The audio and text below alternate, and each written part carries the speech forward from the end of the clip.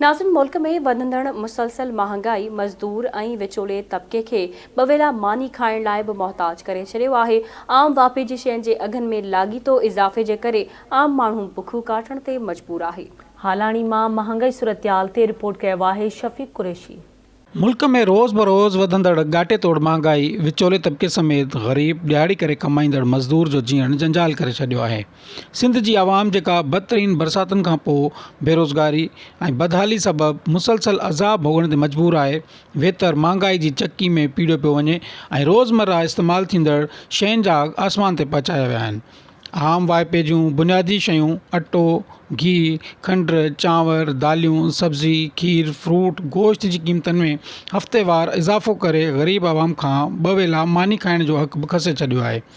हुकूमती तवजा ऐं मॉनिटरिंग न हुअण करे मुनाफ़ाख़ोर माफ़िया सरगर्म आहे ऐं हथरादू महांगाई करे लुटमार जो बाज़ार गरम करे छॾियो आहे। इन ई हवाले सां महांगाई जे सतायल हालाणी जे शहरनि आवाज़ न्यूज़ सां ॻाल्हाईंदे चयो त हीअ जेकी महांगाई आहे ऐं हीअ जेकी असांजी अपील आहे हिकिड़ी इंतिज़ामिया खे, हुकूमत खे, गवर्नमेंट खे, त जेको आम मज़दूर 600-500 रुपया ॾिहाड़ी कमाए थो उन में उनजो गुज़ारो नथो थिए। घी ॾिसो तव्हां, खंडु ॾिसो, या हीअ जेकी महांगाई थी वई आहे त इन जो ज़िम्मेवार केरु आहे? मतलब जेकी महांगाई वधी वई आहे उनजो कारण इहो ई आहे त असां वटि गवर्नमेंट जे नाले ते का बि शइ कान्हे का, जेका असांजे हिसाब वटि लिस्ट अचे थी उन शइ मुताबिक़ का बि शइ कान थी मिले। ग़रीब वीचारो ॿिनि वेलनि जी मानीअ लाइ परेशान आहे। असांजी गवर्नमेंट खां ऐं हितां जे चूंडियल नुमाइंदनि खां इहा अपील आहे त जेका गवर्नमेंट जी लिस्ट आहे उन मुताबिक़ शयूं ख़रीद बि करे वञनि ऐं फ़रोख़्त बि कयूं वञनि ताकी ग़रीब माण्हू पंहिंजी सुठी ज़िंदगी गुज़ारे सघे। महांगाई एतिरे क़दुरु थी आहे जो ग़रीब जो हींअर जीअण बि जंजाल थी वियो आहे। अंदाज़ो लॻायो जेके सब्ज़ी 50 रुपया किलो हुई उहा हींअर 200 खां 250 रुपया किलो थी वई आहे।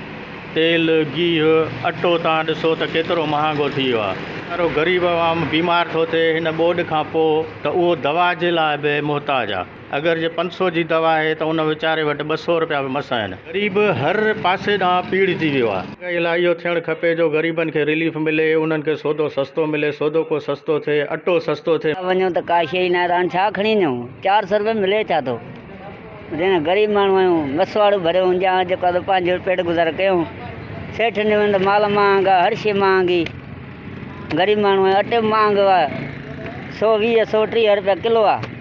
हाँ 400 रुपये में कजे छा? महांगाई ते कंट्रोल कयो वञे। जीअं त हर शइ महांगाई आहे, जीअं मां हिन वक़्तु मज़दूर माण्हू आहियां, रेड़े वारो आहियां, साग 50 रुपया किलो थो खपायां। इन करे महांगाई खे मुंहुं ॾियण लाइ ग़रीब जो गुज़ारो नथो थिए। गवर्नमेंट खे अपील थो कयां त हर माण्हूअ खे पंहिंजी सहूलियत फराहम करे वञे। महांगाई लॻी पिया, भाॼियूं महांगियूं, खंडू महांगो, का बि राशन न मिलियो, का शइ न मिली, न एमएलए ॾिनी, न सीएम ॾिनी, न चेयरमैन ॾिनी, कजु नूण जी थैली बि कंहिं न ॾिनी। हिननि जो वधीक चवणु हुयो त मुल्क में महांगाई जी शरह 30% खां मथे थी चुकी आहे, पर हुकूमत ऐं इंतिज़ामिया महांगाई खे कंट्रोल करण में मुकमल तौरु नाकाम थी आहे।